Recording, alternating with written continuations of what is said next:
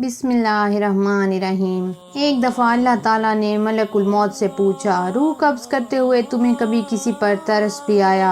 ملک الموت نے عرض کیا، جی ہاں، 2 دفعہ مجھے بڑا ترس آیا۔ پہلی دفعہ اس وقت جب سمندر میں ایک ماں اپنے شیرخوار بچے کے ہمراہ سفر کر رہی تھی۔ سمندر میں طوفان آیا، کشتی ٹکڑے ٹکڑے ہو گئی۔ وہ ماں ایک تختہ پر اپنے نوزائیدہ بچے کو سینے سے لگائے سمندر میں ہچکولے کھا رہی تھی۔ اس وقت مجھے آپ کا حکم ملا کہ اس عورت کی روح قبض کر لی جائے۔ چنانچہ میں نے اس عورت کی روح قبض کر لی اور وہ بچہ اس تختے پر اکیلا رہ گیا۔ پھر وہ تختہ ایک جزیرے پر جا لگا اور دوسری مرتبہ مجھے شداد کی روح قبض کرتے ہوئے بڑا ترس آیا۔ وہ تیرا دشمن تھا مگر اس نے بڑی محنت سے جنت تعمیر کرائی تھی اور تو نے اسے دیکھنے کا موقع تک نہ دیا۔ اللہ تعالیٰ نے فرمایا، اے ملک الموت، تو نے دونوں مرتبہ ایک ہی شخص پر ترس کھایا تھا۔ تختے پر جس بچے کو تو نے دیکھا تھا، ہم نے اس کی پرورش کی، اسے عزت دی، اسے اقتدار دیا اور وہ بدبخت ہمارا منکر بن بیٹھا اور ہماری جنت کے مقابلے میں اپنی جنت تیار کرنے لگا۔ در حقیقت شداد ہی وہ شیرخوار بچہ تھا جس کی ماں کی روح تو نے قبض کی تھی۔ خدا کے انکار کا یہ نتیجہ تو دنیا میں ہے اور آخرت کا عذاب اس سے کہیں زیادہ ہے۔ ان لوگوں کا تعلق قوم عاد سے تھا اور وہ ارم نام کی بستی کے رہنے والے تھے۔ وہ بستی بڑے بڑے ستونوں والی تھی۔ عماد جمع ہے عمد کی اور عمد کے معنی ستون کے ہیں۔ عاد کے نام سے 2 قومیں گزری ہیں، ایک کو عاد قدیمہ یا عاد ارم کہتے ہیں۔ یہ عاد بن اوز بن ارم بن سام بن نوح کی اولاد میں سے تھے۔ ان کے دادا کی طرف منسوب کر کے ان کو عاد ارم بھی کہا جاتا ہے۔ اپنے شہر کا نام بھی انہوں نے اپنے دادا کے نام پر رکھا تھا۔ ان کا وطن عدن سے متصل تھا۔ ان کی طرف حضرت ہود مبعوث کیے گئے تھے، لیکن قوم عاد کی بدعمالیوں کے سبب جب انہیں تباہ کر دیا گیا تو حضرت ہود حضر موت کی طرف مراجعت کر گئے۔ ان کی رہائش احقاف کے علاقے میں تھی۔ حضرت ہود کی وفات یہیں پر ہوئی۔ احقاف میں بسنے والی اس قوم نے بہت ترقی کی۔ اللہ تعالیٰ نے اس قوم کو غیر معمولی قد و قامت اور قوت عطا فرمائی تھی۔ ان میں ہر شخص کا قد کم از کم 12 گز کا تھا۔ طاقت کا یہ حال تھا کہ بڑے سے بڑا پتھر جس کو کئی آدمی مل کر بھی نہ اٹھا سکیں، ان کا ایک آدمی ایک ہاتھ سے اٹھا کر پھینک دیتا تھا۔ یہ لوگ طاقت و قوت کے بلبوتے پر پورے یمن پر قابض ہو گئے۔ 2 بادشاہ خاص طور پر ان میں بہت جاہ و جلال والے ہوئے۔ وہ دونوں بھائی تھے، ایک کا نام شدید تھا جو بڑا تھا، دوسرے کا نام شداد تھا جو اس کے بعد تخت نشین ہوا۔ یہ دونوں وسیع علاقے پر قابض ہو گئے اور بے شمار لشکر و خزانے انہوں نے جمع کر لیے تھے۔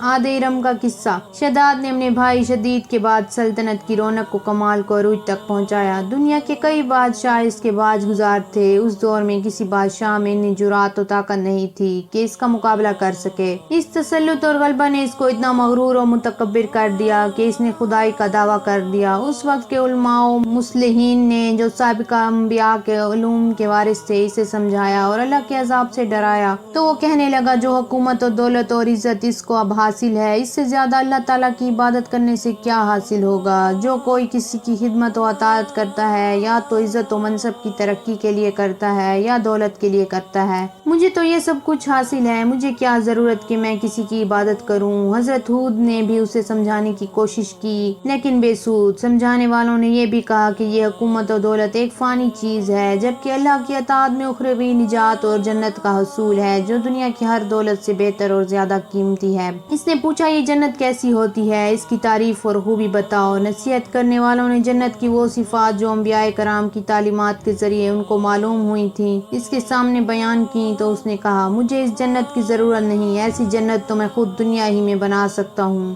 شداد کی جنت۔ چنانچہ اس نے اپنے افسروں میں سے 100 معتبر افراد کو بلایا، ہر ایک کو 1000 آدمیوں پر مقرر کیا اور تعمیر کے سلسلے میں ان سب کو اپنا نقطہ نظر اور پسند سمجھا دی۔ اس کے بعد پوری دنیا میں اس کام کے ماہرین کو عدن بھجوانے کا حکم دیا۔ علاوہ ازیں اپنے قلمرو میں سب حکمرانوں کو یہ حکم دیا کہ سونے چاندی کی کانوں سے اینٹیں بنوا کر بھیجیں اور کوہ عدن کے متصل ایک مربع شہر جو 10 کوس چوڑا اور 10 کوس لمبا ہو بنانے کا حکم دیا۔ اس کی بنیادیں اتنی گہری کھدوائیں کہ پانی کے قریب پہنچا دیں، پھر ان بنیادوں کو سنگ سلیمانی سے بھروا دیا۔ جب بنیادیں بھر کر زمین کے برابر ہو گئیں تو ان پر سونے چاندی کی اینٹوں کی دیواریں چنی گئیں۔ ان دیواروں کی بلندی اس زمانے کے گز کے حساب سے 100 گز مقرر کی گئی۔ جب سورج نکلتا تو اس کی چمک سے دیواروں پر نگاہ نہیں ٹھہرتی تھی۔ یوں شہر کی 4 دیواری بنائی گئی۔ اس کے بعد 4 دیواری کے اندر 1000 محل تعمیر کیے گئے۔ ہر محل 1000 ستونوں والا تھا اور ہر ستون جواہرات سے جڑاؤ کیا ہوا تھا۔ پھر شہر کے درمیان میدان میں ایک نہر بنائی گئی اور ہر محل میں اس نہر سے چھوٹی چھوٹی نہریں لے جائی گئیں۔ ہر محل میں حوض اور فوارے بنائے گئے۔ ان نہروں کی دیواریں اور فرش یاقوت، زمرد، مرجان اور نیلم سے سجا دی گئیں۔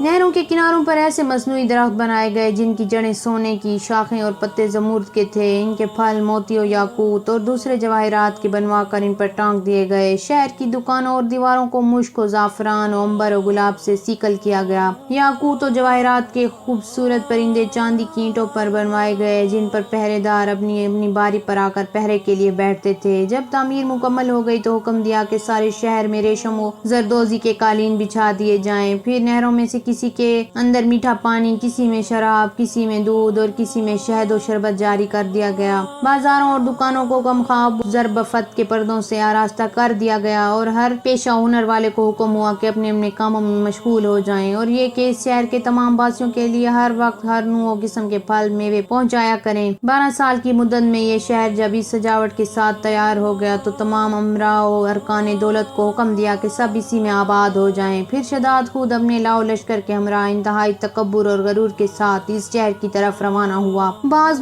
علماء و مصلحین کو بھی ساتھ لیا اور راستے بھر ان سے ٹھٹھا و تمسخر کرتے ہوئے ان سے کہتا رہا، ایسی جنت کے لیے تم مجھے کسی اور کے آگے جھکنے اور ذلیل ہونے کا کہہ رہے تھے۔ میری قدرت و دولت تم نے دیکھ لی۔ جب قریب پہنچا تو تمام شہر والے اس کے استقبال کے لیے شہر کے دروازے کے باہر آ گئے اور اس پر زر و جواہر نچھاور کرنے لگے۔ اسی ناز و ادا سے چلتے ہوئے جب شہر کے دروازے پر پہنچا تو روایت ہے کہ ابھی اس نے گھوڑے کی رکاب سے ایک پاؤں نکال کر دروازے کی چوکھٹ پر رکھا ہی تھا کہ اس نے وہاں پہلے سے ایک اجنبی شخص کو کھڑے ہوئے دیکھا۔ اس نے پوچھا، تو کون ہے؟ اس نے کہا، میں ملک الموت ہوں۔ پوچھا، کیوں آئے ہو؟ اس نے کہا، تیری جان لینے۔ شداد نے کہا، مجھ کو اتنی مہلت دے کہ میں اپنی بنائی ہوئی جنت کو دیکھ لوں۔ جواب ملا، مجھ کو حکم نہیں۔ کہا، چلو اس قدر ہی فرصت دے دو کہ گھوڑے پر سے اتر آؤں۔ جواب ملا، اس کی بھی اجازت نہیں۔ چنانچہ ابھی شداد کا ایک پاؤں رکاب میں اور دوسرا چوکھٹ پر ہی تھا کہ ملک الموت نے اس کی روح قبض کر لی۔ پھر حضرت جبرائیل نے بڑے زور سے ایک ہولناک چیخ ماری کہ اسی وقت تمام شہر وہاں اپنی عالی شان سجاوٹوں کے ایسا زمین میں سمایا کہ اس کا نام و نشان تک باقی نہ رہا۔ قرآن پاک میں اس کا ذکر اس طرح ہوا ہے، وہ جو ارم تھے بڑے ستونوں والے اور شہروں سے اس کے مانند کوئی شہر شاندار نہ تھا۔ شداد اور اس کی جنت کا انجام معتبر تفاسیر میں لکھا ہے کہ بادشاہ اور اس کے لشکر کے ہلاک ہو جانے کے بعد وہ شہر بھی لوگوں کی نگاہوں سے اوجھل کر دیا گیا، مگر کبھی کبھی رات کے وقت عدن اور اس کے ارد گرد کے لوگوں کو اس کی کچھ روشنی اور جھلک نظر آ